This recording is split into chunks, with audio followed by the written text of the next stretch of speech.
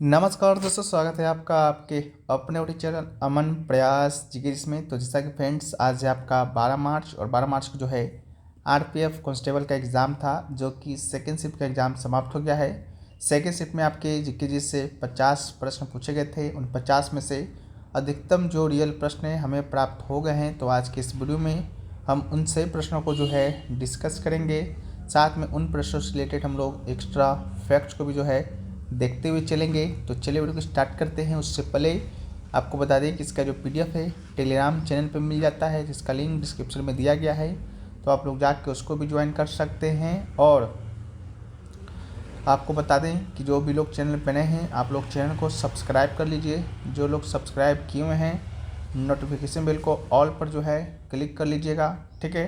तो चलिए हम लोग वीडियो को स्टार्ट करते हैं आज के पहले प्रश्न से। तो आज का जो हमारा पहला जो प्रश्न है वो पूछा गया कि गुप्त साम्राज्य का जो है वास्तविक संस्थापक कौन था, ठीक है। तो गुप्त साम्राज्य का संस्थापक पूछे या वास्तविक संस्थापक पूछे, इसका जो राइट आंसर है आपका श्रीगुप्त ही होना है। श्रीगुप्त की बात करते हैं, जिसने जो है महाराज की उपाधि धारण की। श्रीगुप्त के बाद जो है उसका पुत्र घटोत्कच जो है गुप्त वंश का शासक बना। इसके बाद चंद्रगुप्त प्रथम बना। इसके बाद जो गुप्त वंश का शक्तिशाली शासक भी चंद्रगुप्त प्रथम ही कहलाया, ठीक है। तो इसको भी याद रखिएगा।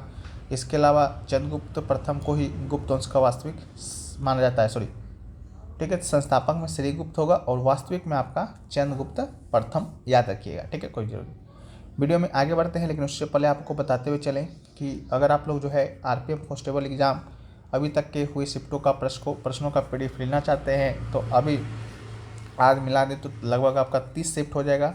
और 30 शिफ्ट में लगभग आपका 1000 प्रश्न जो है आपका बनेंगे, ठीक है, मिलेंगे। मतलब हर दिन आपका 150 प्रश्न होता है, उसमें से लगभग जो है 100 प्लस प्रश्न जो है मिल ही जाते हैं, ठीक है। तो उन सभी प्रश्नों का विथ एक्स्ट्रा फैक्ट के साथ पीडीएफ अगर आप लेना चाहते हैं तो आप लोग ले सकते हैं। हिंदी इंग्लिश दोनों में उपलब्ध है। ये पीडीएफ आपको 11 मार्च तक का है, लेकिन आगे भी मिलता रहेगा। आज 12 मार्च है, अब 3-4 दिन आपका एग्जाम नहीं है। जैसे 17-18 को एग्जाम है, तो 17-18 वाले आपके जो क्वेश्चन है सारे यहीं से फंसेंगे, ठीक है। तो 25 रुपये दाम है। 2 व्हाट्सएप नंबर है, दोनों में से किसी एक पर संपर्क कीजिएगा तो आपको ये पीडीएफ मिल जाएगा।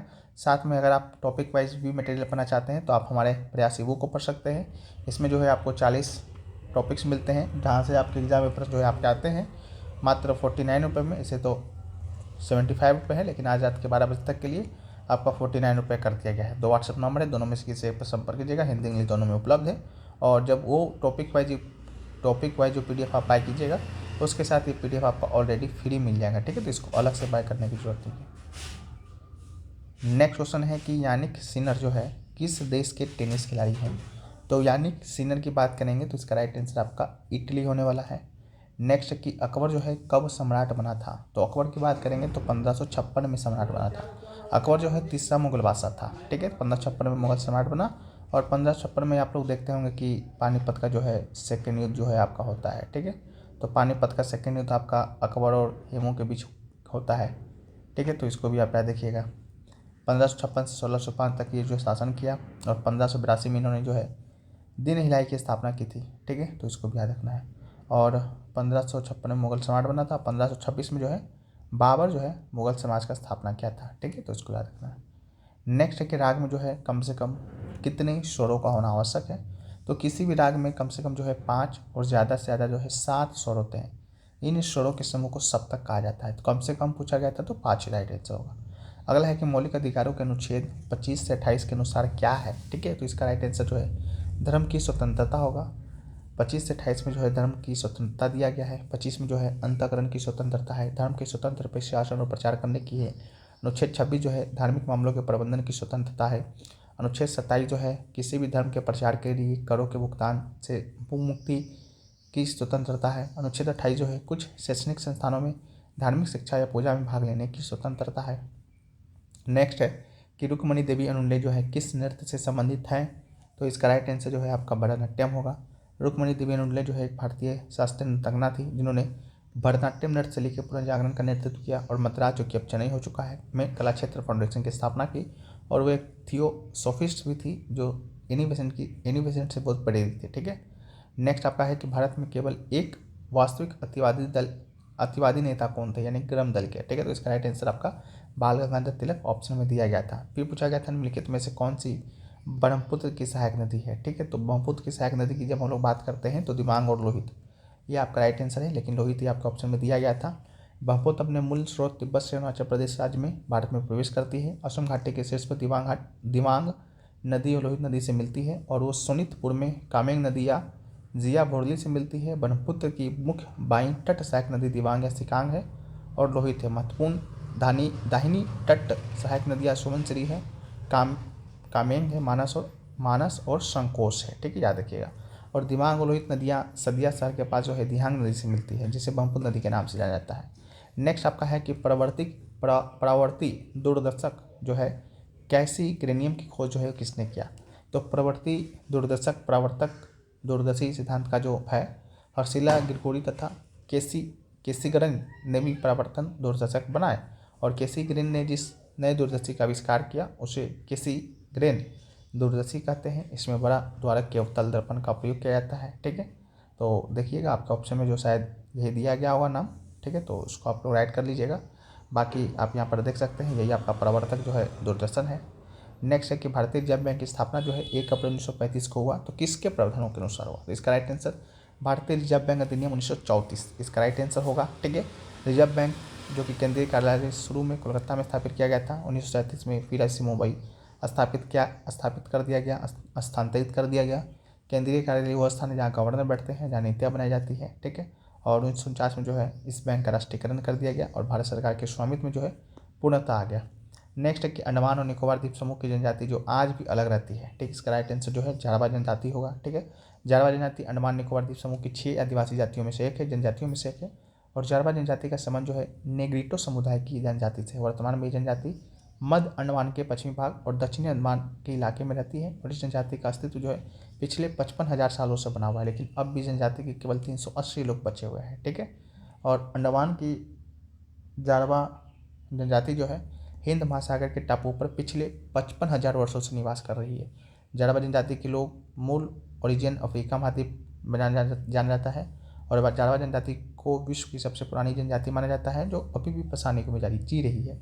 और जारवा जनजाति अब विलुप्त होने के कगार पर है, जिनकी संख्या अब लगभग 380 तक बची हुई है। ठीक है, अगला है कि राज्यपाल के पास जो है कौन सी शक्तियाँ नहीं हैं। ठीक है, तो राज्यपाल के पास राजनयिक, सैन्य और पदकालीन शक्तियाँ नहीं हैं। इसी में से एक ऑप्शन दिया गया था। साथ में जो है राज्यपाल की शक्तियाँ राष्ट्रपति के समान होती है, लेकिन राज्यों के प्रति होती है, ना कि केंद्र के प्रति। ठीक है, नेक्स्ट है कि भारत का क्षेत्रफल कितना वर्ग किलोमीटर है। तो राइट आंसर 32.8 लाख वर्ग किलोमीटर इसका राइट आंसर होगा।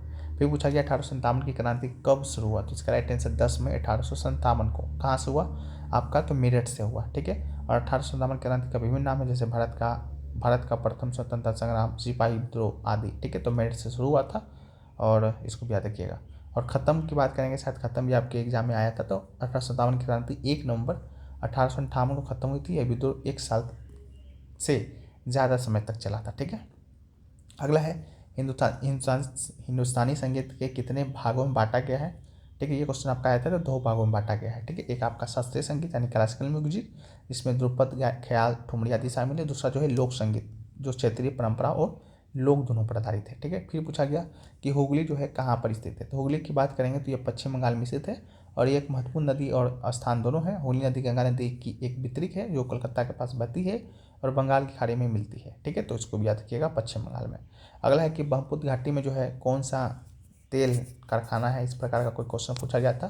तो ब्रह्मपुत्र घाटी क्षेत्र के असम के डिगबोई में स्थित तेल का कुआं जो है भारत का सबसे पुराना ऐतिहासिक तेल क्षेत्र है। इसके अलावा इस क्षेत्र में नाहरकटिया, रुद्रसागर और मोरेन जैसे अन्य तेल क्षेत्र भी प्रमुख है। ये क्षेत्र भारत के पेट्रोलियम उत्पादन में महत्वपूर्ण भूमिका निभाते हैं। अगला है असहयोग आंदोलन जो है इसकी स्थापना कब हुआ। तो 5 सितंबर 1920 को हुआ था। महात्मा गांधी की नेतृत्व में भारतीय राष्ट्रीय कांग्रेस ने इसे शुरू किया था। ठीक है, तो 5 सितंबर 1920। खत्म कब हुआ था, 12 फरवरी 1922 को, चौरी चौरा कांड के बाद, जो कि 4 फरवरी को हुआ था, 4 फरवरी 1922 को हुआ था। अगला 1991 के बाद भारत की अर्थव्यवस्था में सर्वाधिक योगदान जो है किसका था, इस प्रकार का पूछा गया था। तो 1991 के आर्थिक सुधारों के बाद सेवा क्षेत्र का जो है भारत की अर्थव्यवस्था में सबसे ज़्यादा योगदान रहा। ठीक है, तो सेवा क्षेत्र इसका राइट आंसर होगा। यह क्षेत्र जीडीपी का एक प्रमुख हिस्सा बन गया, और आईटी, वित्तीय सेवाओं, पर्यटन जैसे क्षेत्रों में जो है तेजी से वृद्धि की। अगला है 1973 का फेरा अधिनियम से जो है क्वेश्चन आपका आया था, फेरा एक्ट से। तो फेरा का फुल फॉर्म होता है फॉरेन एक्सचेंज रेगुलेशन एक्ट। ठीक है, ये अधिनियम जो है विदेशी मुद्रा के लेन देन को नियंत्रित करने और विदेश की विदेशी मुद्रा संसाधनों के संरक्षण के लिए लागू किया गया था और इसे 1973 में लागू किया गया। 2000 में इसे फेमा कर दिया गया, यानी कि फॉरेन एक्सचेंज मैनेजमेंट एक्ट। ठीक है, तो इसको याद रखिएगा। एक क्वेश्चन जो है द्रव्यमान संरक्षण के नियम से आया था, तो द्रव्यमान संरक्षण का नियम की बात करते हैं तो ये नियम कहता है कि किसी भी बंद प्रणाली में द्रव्यमान यानी कि मास ना तो उत्पन्न होता है ना ही नष्ट होता है, यह केवल एक रूप में दूसरे रूप में परिवर्तित हो सकता है। ठीक है, तो द्रव्यमान संरक्षण का नियम आपका यही कहता है। एक क्वेश्चन जो है आपका P = √2mk से आया था। ठीक है, तो पूछा गया था सही समीकरण है या नहीं है। ठीक है, तो ये गति ऊर्जा का मान्य समीकरण नहीं है। ठीक है, गति ऊर्जा जो है यानी काइनेटिक एनर्जी का समीकरण होता है K = 1/2mv²। ठीक है, और जहाँ पर m जो है वस्तु का द्रव्यमान यानी कि मास है, b जो है वस्तु का वेग यानी वेलोसिटी है। ठीक है, नेक्स्ट है कि राष्ट्रीय हरित अधिकरण जो है 2010 भारतीय संविधान के किस अनुच्छेद से प्रेरणा लेता है। तो इसका राइट आंसर अनुच्छेद 21 होगा।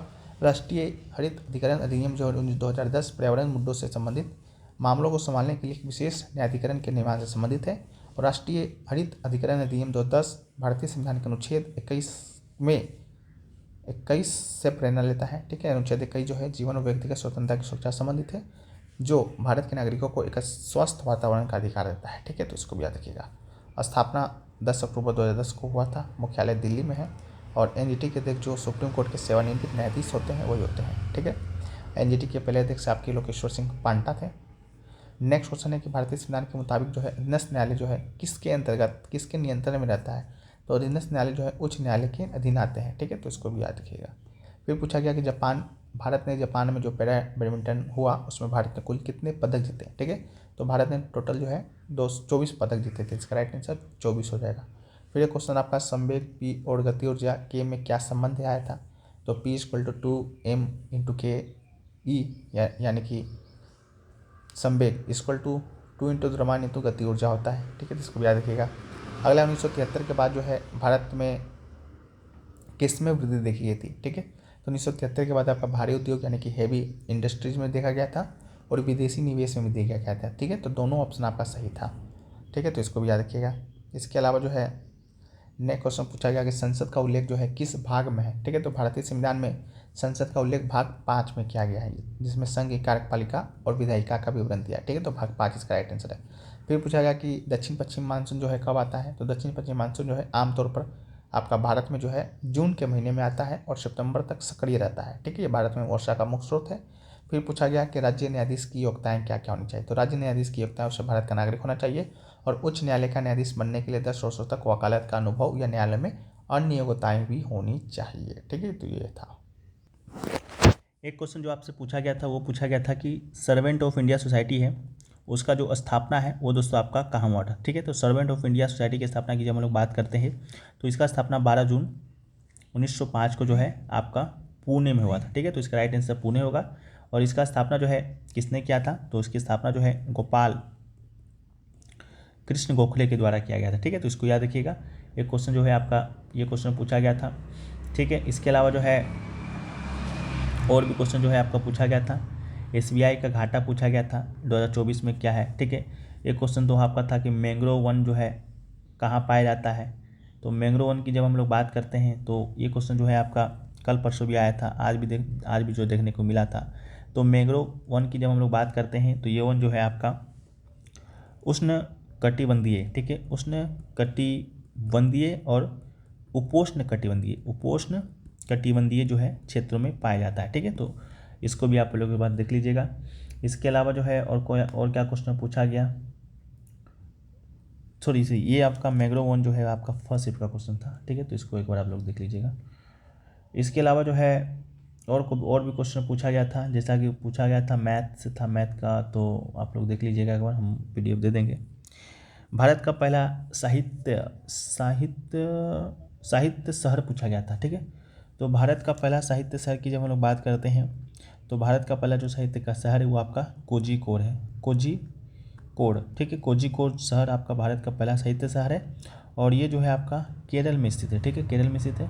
और अक्टूबर 2023 में जो है इसे आपका साहित्य शहर जो है घोषित किया गया था। किसके द्वारा, आपका यूनेस्को के द्वारा। ठीक है, किसके द्वारा, तो यूनेस्को के द्वारा। ठीक है, तो इसको आप देख लीजिएगा, ये क्वेश्चन पूछा गया था। मौर्य वंश का स्थापना भी शायद आया था। तो मौर्य वंश की स्थापना जो है आप लोग को मालूम है चंद्रगुप्त मौर्य के द्वारा जो है किया गया था।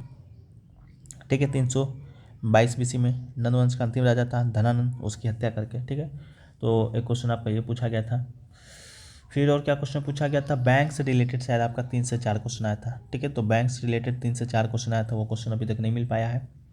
बाकी जैसे ही मिलेंगे तो वो हम PDF में आपको दे देंगे। बाकी जो है और कोई क्वेश्चन तो नज़र आ नहीं रहा है। ठीक है, बाकी आएगा तो उसको PDF में देंगे। PDF टेलीग्राम चैनल पे मिल जाएगा, उसका लिंक है डिस्क्रिप्शन में है। जब तक के लिए हम लोग मिलते हैं नेक्स्ट वीडियो में, जब तक के लिए जय हिंद फ्रेंड्स, वंदे मातरम।